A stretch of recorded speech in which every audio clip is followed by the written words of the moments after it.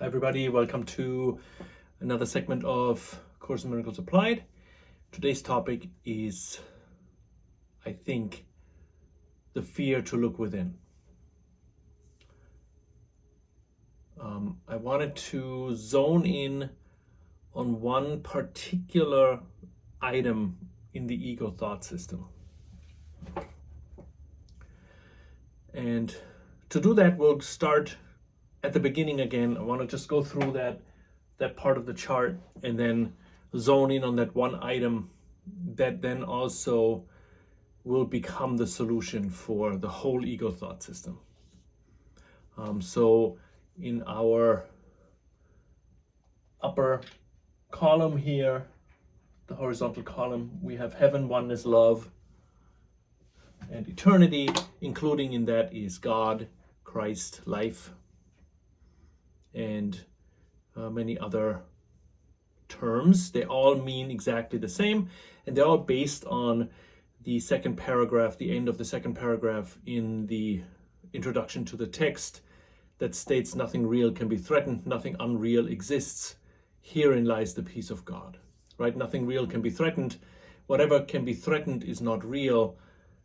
And those terms say all the same in one way, shape, or form. For example, it says about oneness cannot be divided. And God cannot contain anything other than that oneness that cannot be divided. So there cannot be two, there cannot be a subject and an object. It's all one, right? We have no concept of this oneness with our current ability, because this ability was made to block out this oneness, right? So into eternity, as the Course says, there crept a tiny mad idea at which the Son of God remembered not to laugh. Right? So this tiny mad idea says that there is more than the oneness of heaven. There's something outside the all-encompassing love and peace of God. And to that idea, there were two ways of reacting, right? The one would be the Holy Spirit's reaction that says, and always says the same, there is nothing outside of oneness. Right? That's really the answer. There's nothing outside of oneness. The peace of God is all-encompassing. There cannot be anything in addition to the all-encompassing nature of the peace of God. Very, very simple answer, right? The other answer would be the ego that says, yes, there is more than this oneness of heaven, and the tiny particle of the Son of God that the Course calls the decision maker. It doesn't give the word decision maker, but the Course gives the term the mechanism of decision. And this mechanism of the decision, we call it the decision maker. Ken Wapnick always calls it the decision maker. Totally makes sense. So this decision maker now has to make a choice between those two reactions to this tiny mad idea, right? And the ego's premise would be, yes, it is possible. Not only is it possible, it actually has occurred right at this very moment. You have separated from the oneness of heaven, and you are now an individual.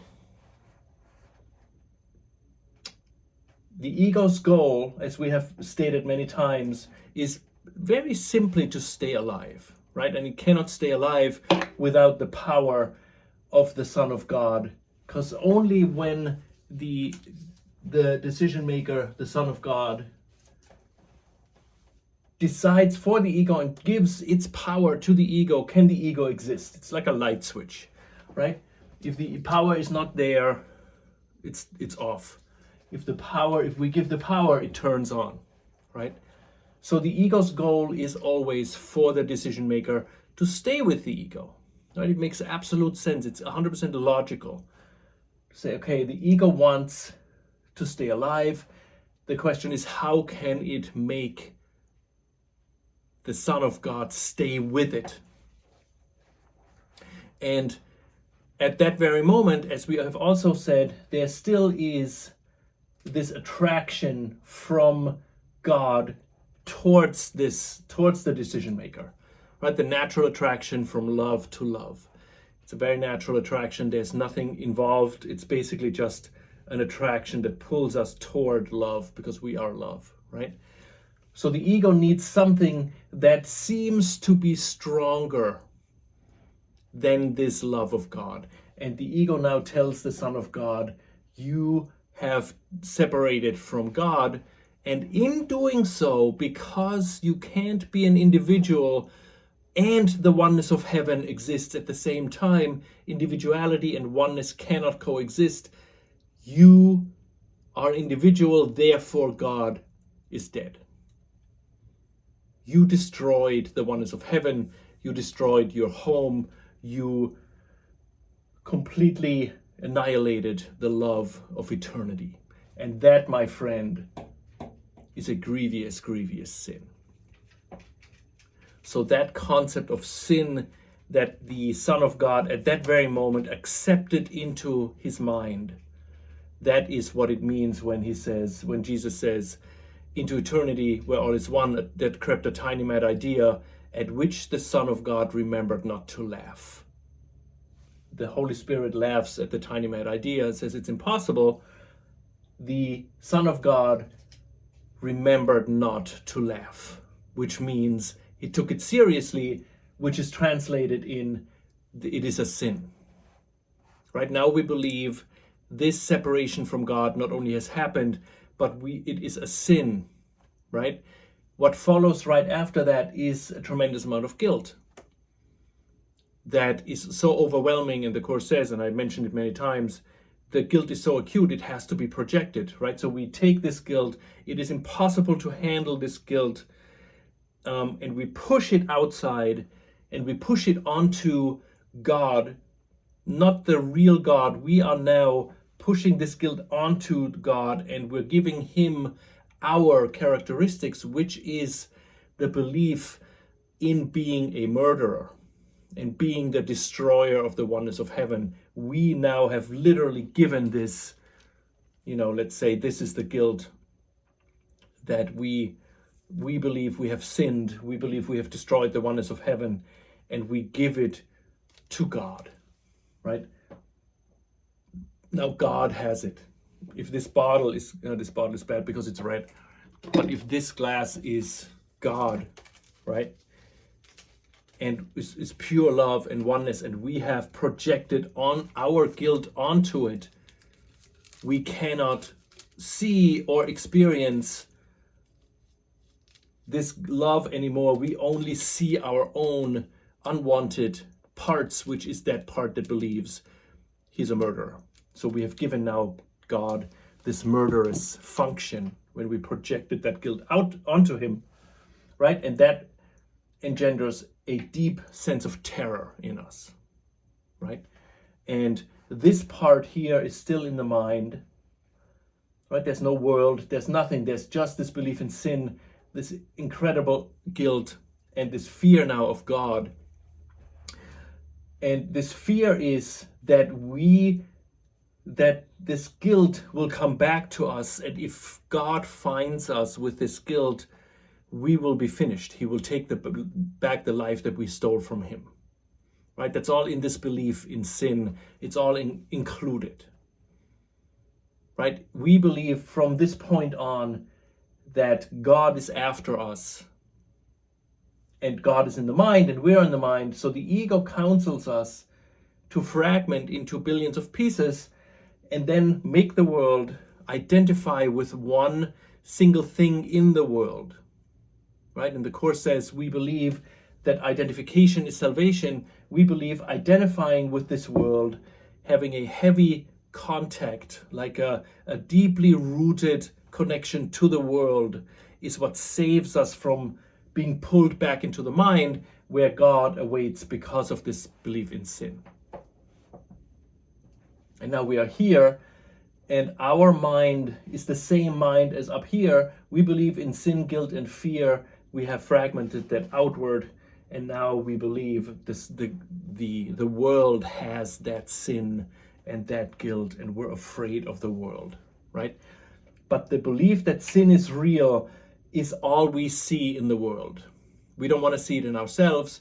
We want to see it outside. As long as we have sinful people, entities, viruses, circumstances out there that impose on us, that make us feel a certain way, we feel safe from going back in the mind where we believe God waits. Now this part, the Holy Spirit, is at that point up here. The moment we invite this belief in sin, we accept this belief in sin, this side is completely blotted out. This side is completely blotted out. So we are now alone with the ego as our only teacher, right? And the ego only teaches us what serves the ego. The ego's final purpose, its ultimate purpose, is for us to be mindless, right? To not decide against it. So for the ego, if up here is the point of decision making, the ego's goal is for us to be here, where we believe identification with this world is our salvation, not the mind where God is, right? We now believe we are the victim of the world. Sin is real, but it's outside. And that way, if we are identified with the world and look out into the world for answers, for our satisfaction, for peace, for love, for recognition, for fame, for money, for anything, right? We look on the outside so that we don't look within, because we believe within is this absolutely horrific part of us that thinks we are a murderer, and we can't look, right? We believe we have something inside us that is horribly, horribly evil, literally evil. The Course says in lesson 93, you think you are the home of evil, darkness, and sin. And that's not just a saying. That's not just, oh, it sounds good. We literally believe we are the home of evil, because if we look out in the world and we see evil out there, we say, oh, this is evil. It must come from us, right? So we are the home of evil. Darkness, if we see darkness in the world, that anybody has dark thoughts, dark intentions, right? Or the darkness of this artificial light, that darkness is within, as the Course says. This darkness is within, right? And sin, we believe the sin is outside, right? We have political figures, we have viruses, we have anything that we want, family members, colleagues, neighbors that make a lot of noise, whatever we can give the sin onto, that's when we believe we are safe.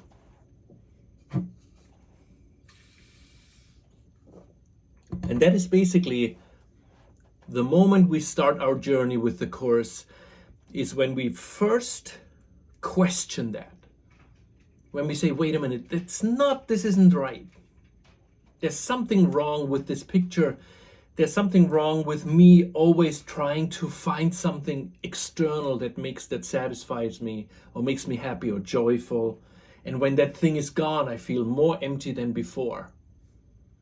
Right? There's something wrong. There must be a better way. And that is the beginning of our journey back home. Right? And Jesus tells us that we start at the bottom of this ladder, or of this spiral, however you want to call it. We start at the bottom of this ladder with full identification with the world. Right? Jesus does not expect us to let go of this identification. In fact, it's impossible to let go of this identification, because we believe it's our salvation. We're not going to just say, oh yeah, okay, I'm going to do this course. I've done it for 2 months or 2 years or 20 years. And now I don't have any identifications anymore, right? As long as we believe in sin, this identification is our salvation. We believe this is our salvation, and we can't just let this go. It's a deeply rooted belief system that has been reinforced and reinforced and reinforced and defended against and encapsulated with defense over defense over defense. Right? And we our way back starts from down here with the promise that we will make it up here, because this is only an imaginary journey, right? This is not a real journey. We're still in the mind, just now identified with a figure in the dream, and we're not in the ego because we simply cannot separate. So the Holy Spirit's answer is always the same, right? We cannot separate from God. So this is our starting point at the bottom of the ladder. We begin to notice that this can't be it, right? This cannot possibly be everything there is. There must be more. This is not making me happy or joyful. And then we start with the Course, and we slowly but surely look at this identification with the world in one way, shape, or form. The whole text is basically Jesus unwrapping this hidden and defended against secret that we carry within us, right? We don't want to look at it. In one sense, Jesus leads us inward while we still believe inward is the most terrifying place on earth. And we can kind of get that when we realize how much time we spend externally in our day and how much time we spend internally. Right? It's most of the time a completely imbalanced thing where we spend 99% of our day on the external and 1% of the day on the internal. Right? It's proof that when Jesus says, "Give me 1 minute in the morning, 1 minute at noon, 1 minute in the evening," and we forget. Right? We do not want to look within. We believe inside is Dante's Inferno, right? We believe hell is within. And we try to push that out and now say, okay, hell is outside. But we actually believe that hell is inside, that the mind is a battleground. And the only way we can escape it is to anchor ourselves in the world. And it doesn't matter if it's a good anchor or a bad anchor. You know, I said that many times. Whether we don't know how many yachts we have and we have to figure out where they are, and we spend time on that and identification on those yachts, or we don't know how to get the next meal, it's the same identification. Whether we work on Wall Street and want to make that sale, or we want to get food, is identical. It's the very same issue within. The identification is salvation, and then we have many, many things that we identify with, and ideally, those identifications are different from others, because the ego always wants to keep the separation going, right? So if our identifications clash with somebody else's identifications, that's ideal for the ego, right? If one part of the country identifies with the current president and the other part identifies with not having him, those two clash, right? And that is the perfect breeding ground for the ego thought system. All that can happen with that is more guilt. And guilt is the ego's bread and butter, because the guilt means we have to project it. We're afraid, we're then fragment, and we identify with the world because we're so afraid. So fear is very welcome in the ego thought system. But it doesn't tell us that, right? It says, oh no, fear is something that you're afraid of spiders, right? You're afraid of a car crash, or your partner leaving, or, you know, the next test at school, or you're being fired, or one of your yachts disappeared, you know, or you lose $1 million in the stock market. the ego tells us you're afraid of something external, right? Because we believe sin is real outside, so we also believe fear is real outside. Right? Again, the ego's goal is for us to push us always go outward, look out, look in the exterior for your joy and for guilt. Right? Look at sin on the outside, because as long as it's outside, it tells us you are safe. The moment the sin comes back from the outside to me, I have this red mark on my head and God will swoop down and catch me, right? That's why I have to constantly project this guilt outward. It's not something that just happens once in a while, right? It has to happen when we're in the ego thought system, because we believe the mind is a dangerous place.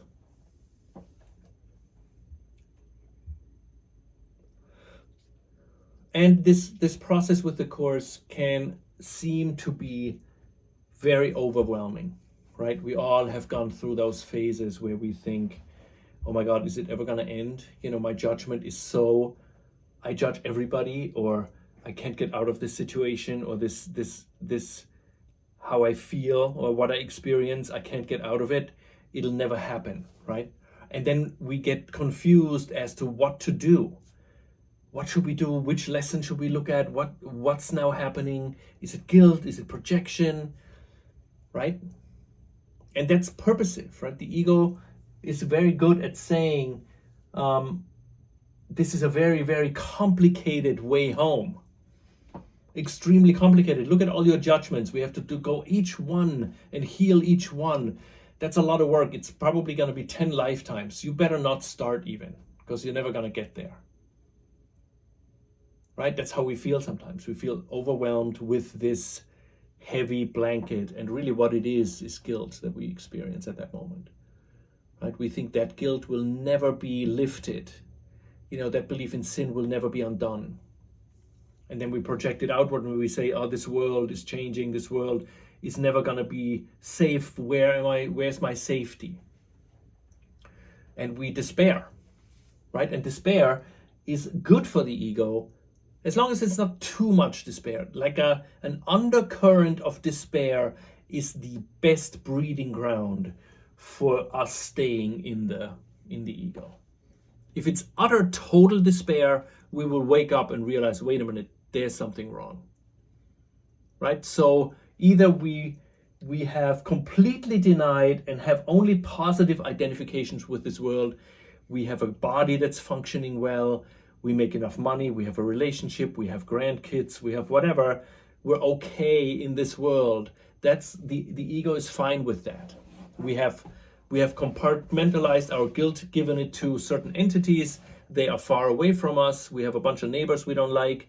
We have a bunch of family members we don't like. We can deal with all of that within our world because we're kind of satisfied somewhat, as long as we don't question the ego thought system. The moment we question the ego thought system, we start to be in trouble. Right? Because the ego's like, wait a minute. Oh, he just turned around and faced this way, going back toward the mind. We can't have that. So it throws something into the world where we have to identify with, right? Our furnace breaks, or we break a leg, or something happens in the world that we have to attend to very intensely so that the ego feels safe again. And then we say, how do we get out of this? Right? How do we get out of it? If one thing goes away, another one comes up, right? I can't have a quiet moment, right? And we don't know what to do, what to concentrate on. Oh, is it fear? Is it guilt? What should I do? Right?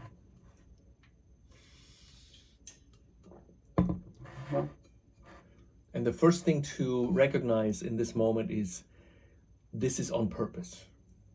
Right? This is on purpose so that we don't experience peace. Right? We have set this up in a way that we're identified with the world and not go back in the mind because we're so afraid of what's going on in the mind, right?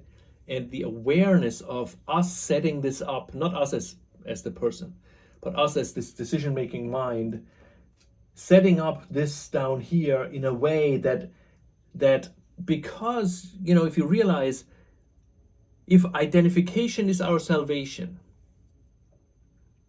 it's the same as saying eating food is our salvation, right? Because if we don't eat, we'll die. So that's the same. We have to make sure, if we spend a winter in north of Canada, right, in the woods, we have to make sure we have enough food for the winter.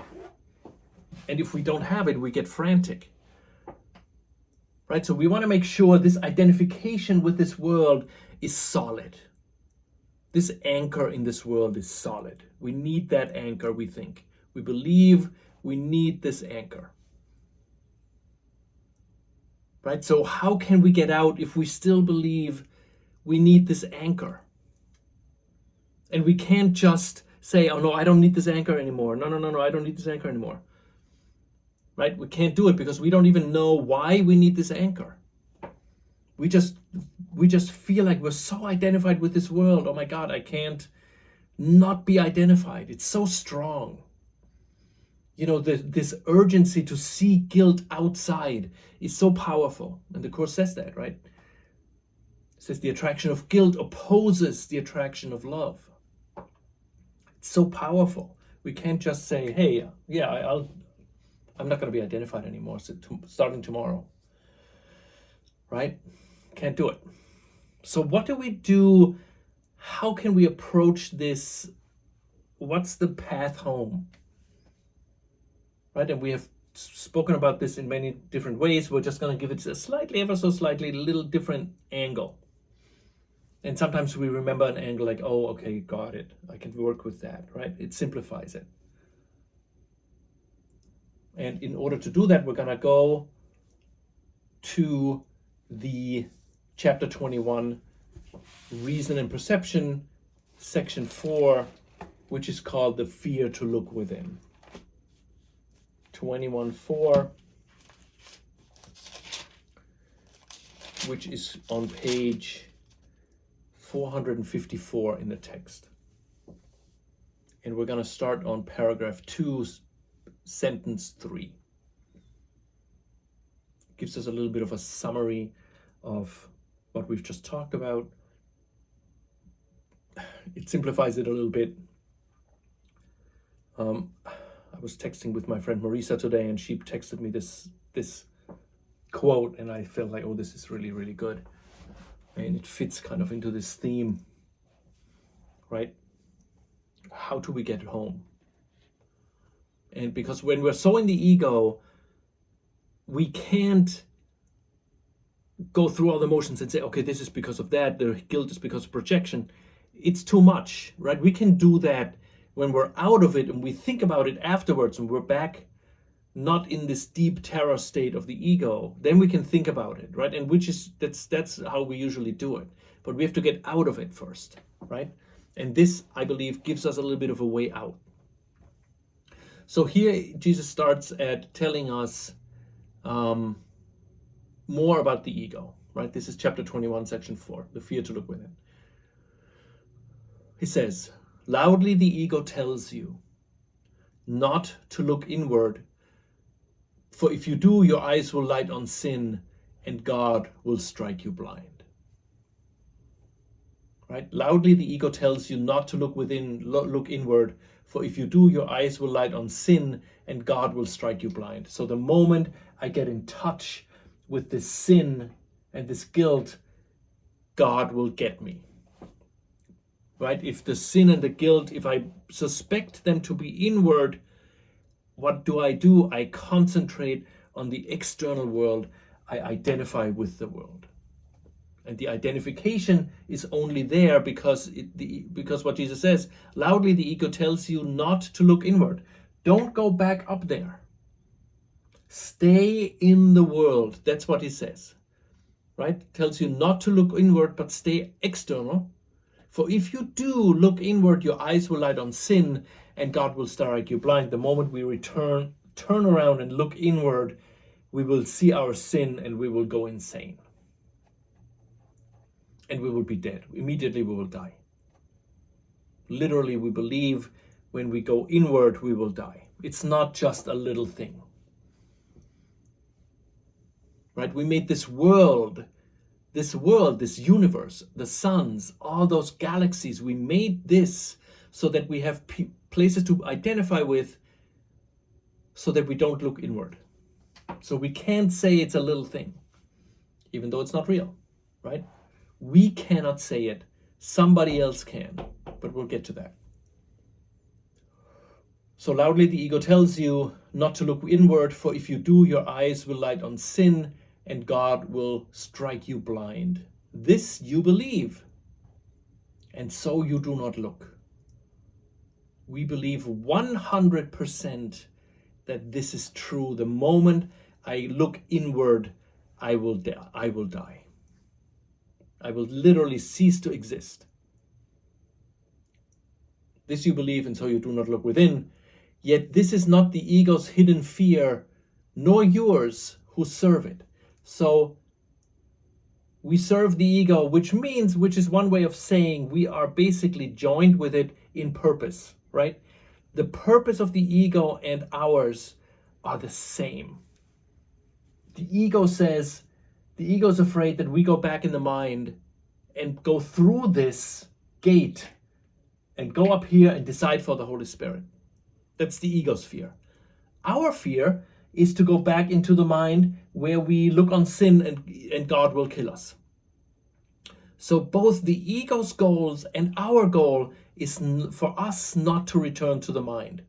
That is what he means when he says, you serve the ego. Because our purposes are fully aligned. Right? And it is extremely important to realize that. We're not separate from the ego. We are joined with the ego right now because our purpose is the same, which is to stay as far away from the mind as humanly and egally possible. Right? Both goals are the same. We serve the ego. So we believe we will die, and so you do not look, yet this is not the ego's hidden fear. To look within is there's something else.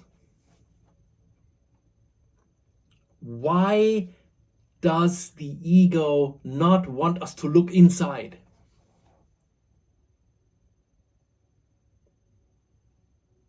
Right? Why does it not want us to look inside? Loudly indeed, the ego claims it. Too loudly and too often. For underneath this constant shout and frantic proclamation, the ego is not certain it is so. The ego is not 100% sure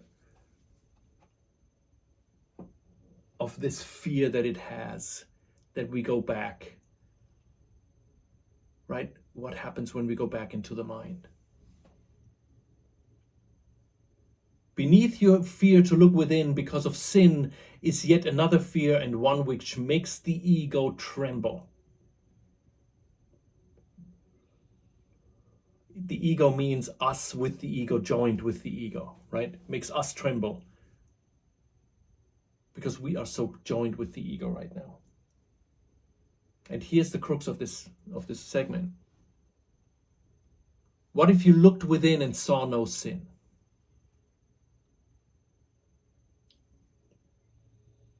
This fearful question is one the ego never asks. And you who ask it now are threatening the ego's whole defensive system too seriously for it to bother to pretend it is your friend, right? It shifts from suspiciousness to viciousness at that moment. We all know how this is, right? We have this light moment.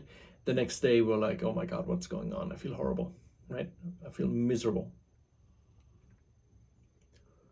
So what makes the ego tremble is, what if you looked within and saw no sin?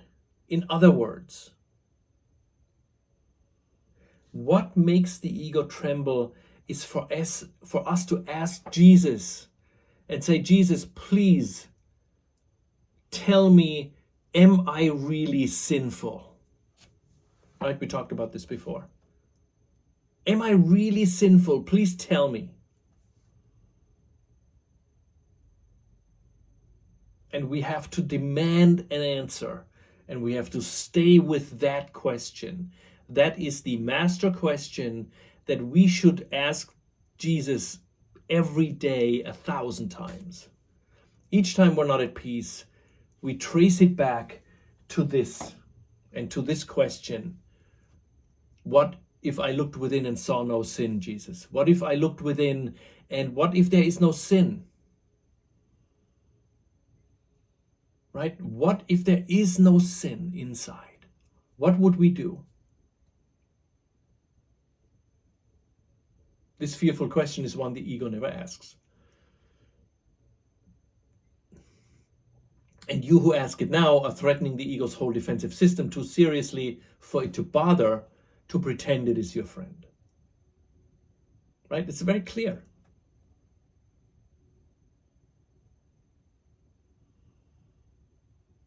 Those who have joined their brothers have detached themselves from their belief that their identity lies in the ego. A holy relationship is one in which you join with what is part of you in truth, and your belief in sin has been already shaken, nor are you now entirely unwilling to look within and see it not. Right? So we're on our way. Right? We still believe 99% that when we look inside, there is only sin. And Jesus says, don't change that.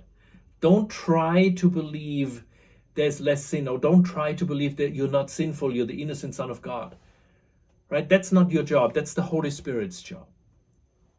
Your job is to recognize that fear and then ask the question, what if there is no sin inside?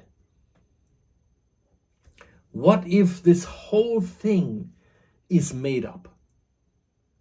Right? Because when we're focusing on, that's why I said before, when we have all those problems, all those judgments, the whole ego thought system seems so big, right? But basically, this is what it is. Right? The belief in sin. And we have cemented this belief. We believed it in the beginning. We accepted this belief, and then we have reinforced and have wrapped it with defenses and metal and iron, with iron overlaid, as Jesus says.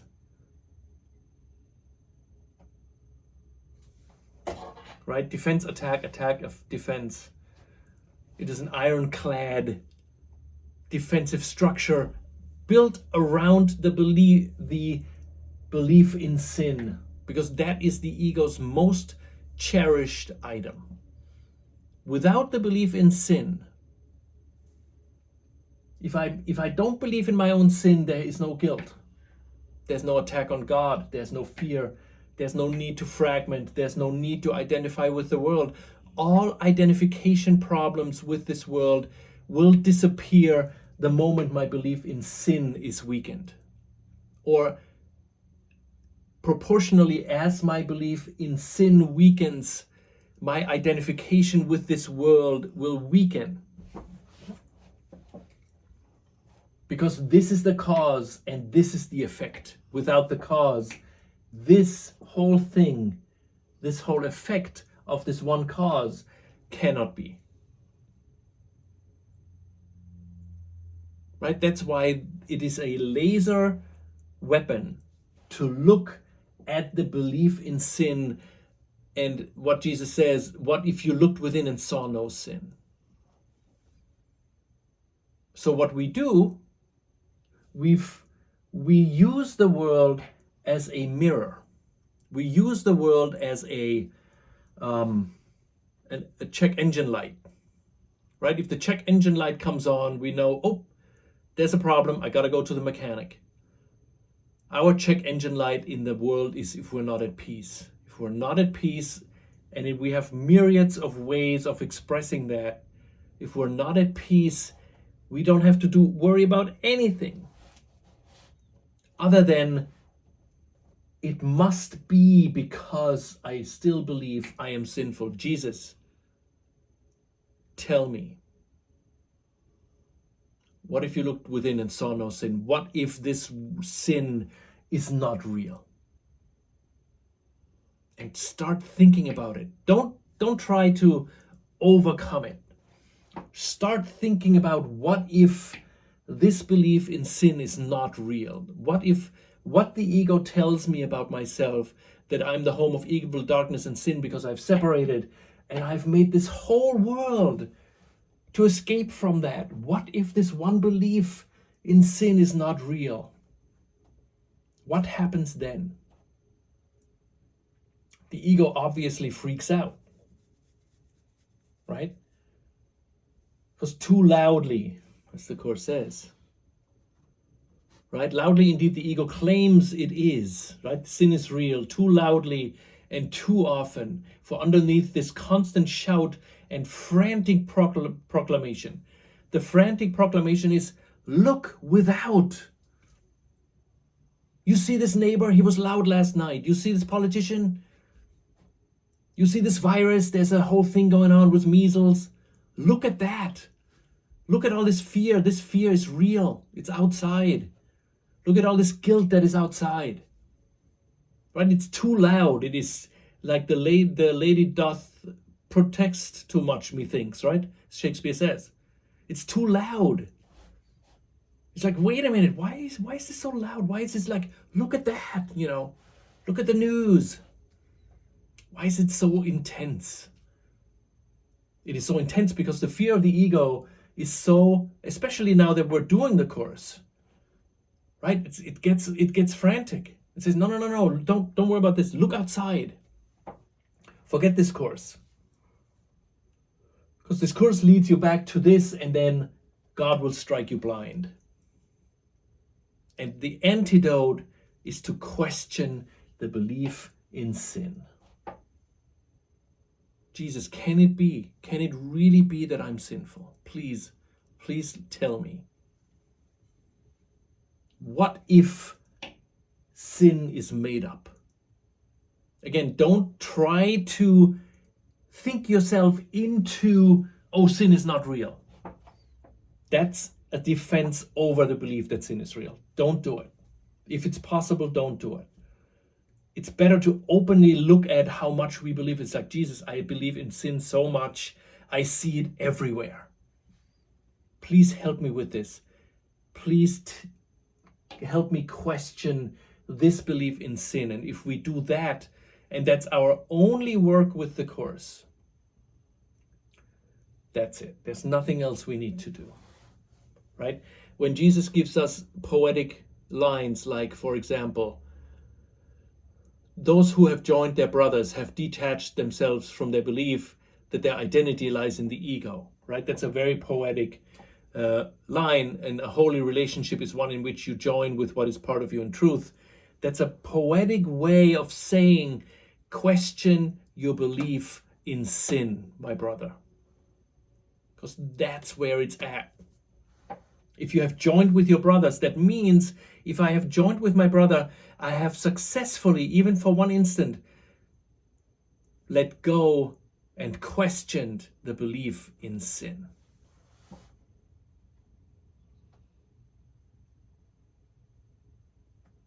Right? We use the world as the mirror. We look at the world. Our guilt stares right back at us. We tell Jesus, I'm seeing this guilt outside, which means obviously I must believe it's inside. Please help me question this belief. Is the belief in sin really justified, as the ego tells me? And Jesus' answer will always be no. Right? But if we do this over time, let's say you take a year and say, okay, for this year, I'm gonna Whatever I look at, I'm going to trace it back to my belief in sin, my own sin, because I believe I killed God. I destroyed the wonders of heaven. I trace it back to sin, and then I question it. Or I trace it back to guilt. I feel so guilty, and I'm going to question this belief in guilt, in sin and guilt. I'm going to question it. Right? What if you looked within and saw no sin? Please, Jesus, Holy Spirit, help me to question this belief in sin. That's the forgiveness process, right? We see something outside. We realize that darkness is not outside, it's within. I believe I am the darkness. Please help me question this belief. Because it literally is only a belief. But this belief is so encapsulated with all those other defenses, we can't simply give it up. We have to soften it. Like if you have hard clay, you have to kind of work on it to make it soft again.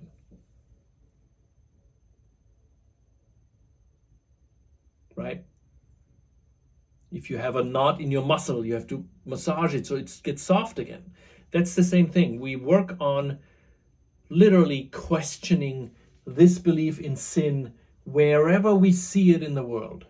Any kind of identification with the world, the slightest, like, oh, I can't live without collecting stamps.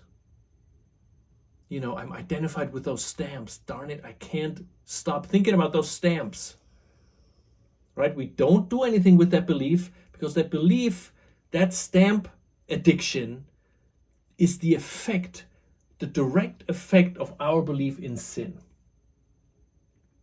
So we trace everything we see that isn't peace back to the belief in sin, and then we question it with Jesus. We really ask him, like, seriously, tell me, am I really sinful? I demand an answer. I'm the Son of God. I demand an answer. And yes, I'm afraid. I'm still identified with the ego, but please help me question this. We go bravely into the cave where the dragon awaits. And the dragon is the belief in sin, which leads to guilt and fear, and then we leave the mind. Right? But the Ur, as the Germans would say, the Urbelief, the Urglaube, is the sin, the belief in sin. Once the sin is gone, the rest will completely break down. Like it's like the hive mind, right? We have those stories or movies where you have to get the hive mind, you have to get the queen of the aliens. If you get the queen, the rest will just collapse. That's it, right? The alien queen is the belief in sin. If the ring is thrown into Mordor, all the orcs and the Uruk-hai and everything disappears. The ring is the belief in sin. And we have to bring it to Mordor. We have to bravely hold it and say, Jesus, look at this with me. Is this true? Am I really sinful? I believe it 99.99%, but today maybe I can possibly believe it 99.98%. And Jesus' answer is always the same. It's the presence of love. That alone, the presence of love, negates the separation, because if love is alive within us, separation couldn't happen. That means the belief in sin is completely and utterly unfounded. And that's how we escape it. We realize the transparency of that belief. Once we go through the guilt and look at it, it's like, wow, this is all black with guilt. It comes back to my belief in sin. Once we looked at that with Jesus, it will slowly but surely start to become transparent. And Jesus says in paragraph 4, he knows us really well. He says, your liberation still is only partial. I mean, that's kind, right? Your liberation still is only partial, still limited and incomplete, yet born within you. Born within us is the promise that the sin is simply just a belief and not the truth. The truth is oneness cannot be divided.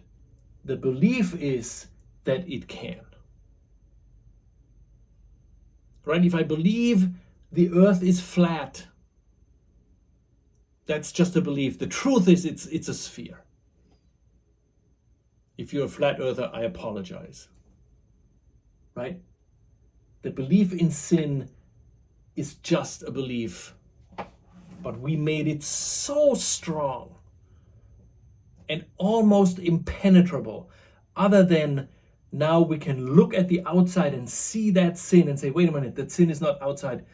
That is the defense, right? The defense makes it, what makes this ironclad, this belief in sin, is that we have given it to the world. That's the perfect defense. We take the sin, right? We take it and we push it onto the world, and now it's there. That is the defense. It's no longer in me, it's in you. And then we get upset about it, which is another defense. Then we get afraid about it, which is another defense. Right? But in taking the sin back, the belief in sin back, and looking at it like openly, and say, Jesus, look at this with me. Tell me, is this true? Help me to question my belief in my own sin. He says, your liberation still is only partial, still limited and incomplete, yet born within you. It is born within us, right? Not wholly mad. Okay. You have been willing to look on much of your insanity and recognize its madness. It's madness, right? It's a tiny mad idea projected onto the world, right? It is insanity and it is absolute madness. What's happening in the world, not only today, but forever, is absolute insanity and madness. Right? Not wholly mad, you have been willing to look on much of your insanity and recognize its madness, to recognize I am insane. Because I believe I can sin against the oneness of heaven.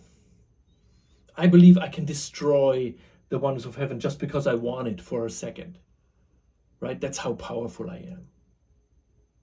Right? And the Holy Spirit smiles at it and says, sorry, you can't really do that, because oneness simply cannot be divided.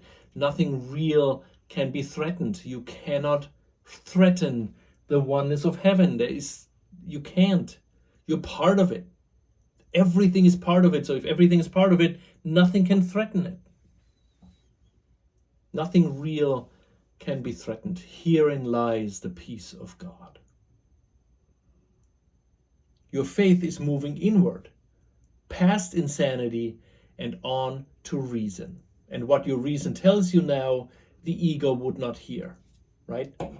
The Holy Spirit's purpose was accepted by the part of your mind the ego knows not of. No more did you. Yet this part with which you now identify is not afraid to look upon itself. It knows no sin. How otherwise could it have been willing to see the Holy Spirit's purpose as its own? That's another poetic, really poetic way of saying that the moment we look at the sin and we question it, we automatically are being pulled to the Holy Spirit. And the Holy Spirit's message to us is this. It says there is no sin because separation is impossible. That's all the Holy Spirit is about. There's no other function.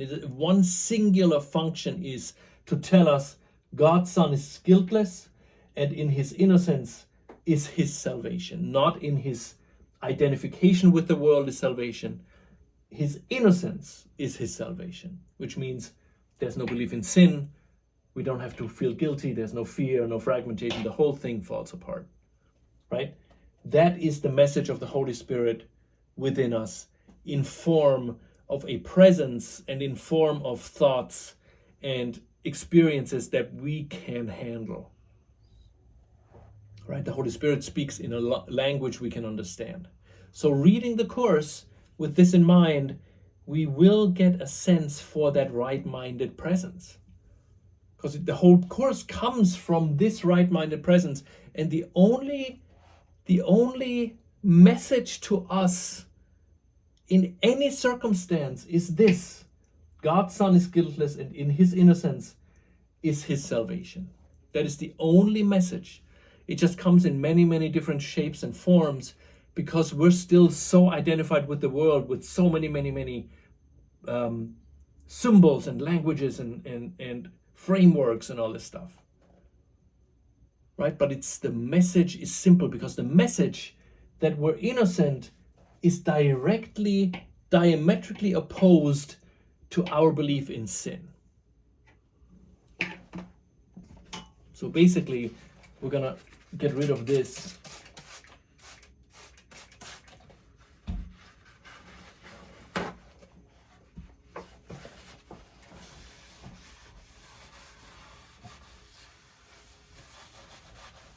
Right? This is just so that we see what's going on in our mind, but it brings it all back to the belief in sin. So we have basically what we do as the decision maker. We go to the Holy Spirit and we look at this. Right? That's all we do. We look at this belief in sin, because we see it in so many ways outside. We look at this belief in sin with this presence that says God's Son is guiltless, and in his innocence is his salvation. So we apply this to this. Nothing more. Right? There's nothing else to do other than to apply this to this. We can't just skip this and go to the Holy Spirit straight. Say, oh no, I'm just going to go to the Holy Spirit. We can't. We won't do it. Otherwise, we would do it. Right? Our belief in sin is still very strong, and the antidote is to look at it, but look at it with this in mind. When we look at something outside, I'm judging this political figure. I want to kill him. Or I want to kill this party, or I want them to vanish from my life, right? And then we realize this darkness is within me. Please, Jesus, look at this with me, at this belief in sin. Is this true about myself? And Jesus will tell me in any shape or form I can accept it. You are guiltless, and in your innocence is your salvation. Once you accept your innocence, there will be no more fear. Right? Get that. If we accept our innocence, we will never be afraid of anything.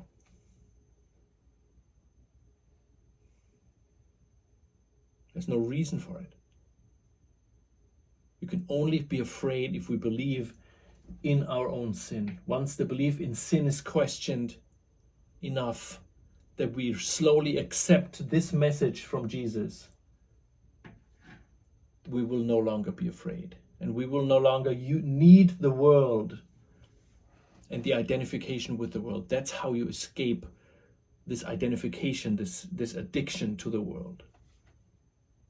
We look at it as an addiction to this belief in sin and guilt, and we look at that with this line, God's Son is guiltless. But we have to look at it, right? We can't just use this mantra. We got to get in touch with this belief in sin, like, oh my God, I believe this is my darkness. Holy moly. Please help me. We apply this to this. And then eventually they both disappear, and we're back in the oneness of heaven. And the final paragraph is, look gently on your brother, and remember the ego's weakness is revealed in both your sight. What it would keep apart has met and joined, and looks upon the ego unafraid. Little child, innocent of sin, follow in gladness the way to certainty. Be not held back by fear's insane insistence that sureness lies in doubt. This has no meaning. The senseless, what matters it to you how loudly it is proclaimed. The senseless is not made meaningful by repetition and by clamor. The quiet way is open. Follow it happily and question not what must be so. Thank you so much.